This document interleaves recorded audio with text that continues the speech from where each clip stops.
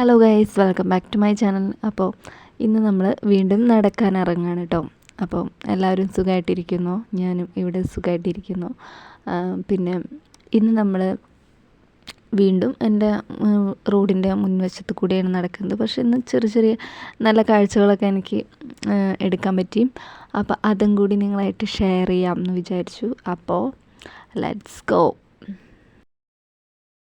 അപ്പോൾ ഇന്ന് ഞാൻ ഒരു 3 മണി മുതൽ, അതായത് വൈകുന്നേരം 3 മണി മുതൽ ഒരു 4:30 വരെ എനിക്ക് നടക്കാൻ പറ്റി കേട്ടോ. അതായത് 1.5 മണിക്കൂർ ഞാൻ നടന്നു.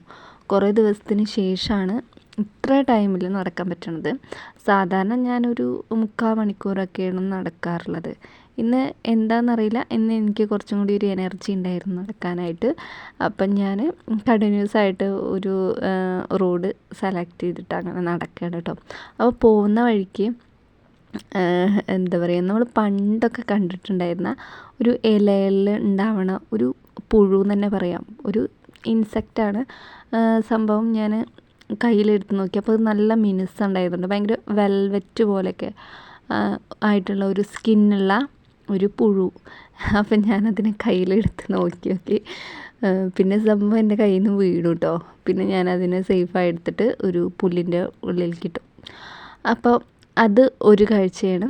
സംഭവം ചെറിയൊരു ഇതാണ്, പക്ഷേ എനിക്ക് ഭയങ്കര എന്താ പറയുക, നമ്മൾ ചെറിയ ചെറിയ കാര്യങ്ങളിലൊക്കെ സന്തോഷം കണ്ടെത്താൻ ശ്രമിക്കണം എന്നല്ലേ പറയുക.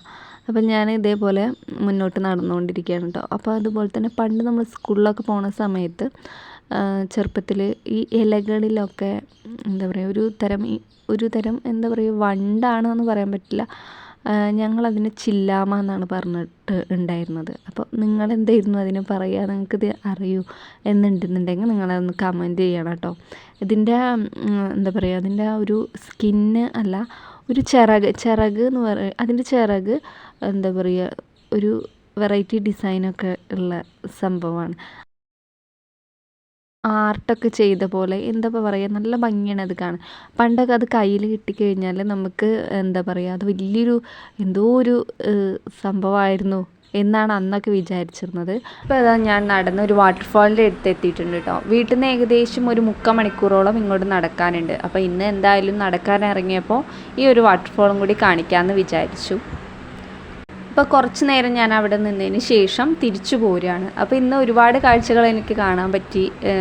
പണ്ടൊക്കെ കണ്ടിരുന്ന കുറച്ച് പ്രാണികളേനൊക്കെ ഇതിൽ എടുക്കാൻ പറ്റി എന്നുള്ളതാണ്.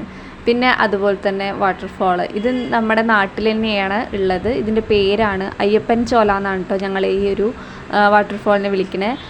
ചെറിയൊരു ചോലയാണ്. അപ്പം ഞാനിത് ഇങ്ങോട്ട് 2ാമത്തെ പ്രാവശ്യമാണ് വരുന്നത്. ഇന്ന് ഞാൻ ശരിക്കും നല്ല ക്ഷീണിച്ചിട്ടുണ്ട് കേട്ടോ. വാട്ടർഫാൾ കണ്ടിട്ട് നമുക്ക് വീണ്ടും ഇനി കുത്തനെ കയറാനാണുള്ളത്. ഞാൻ മുകളിലെത്തിയപ്പോഴേക്കും ഏകദേശം നല്ല ടയേർഡായിട്ടുണ്ടായിരുന്നു.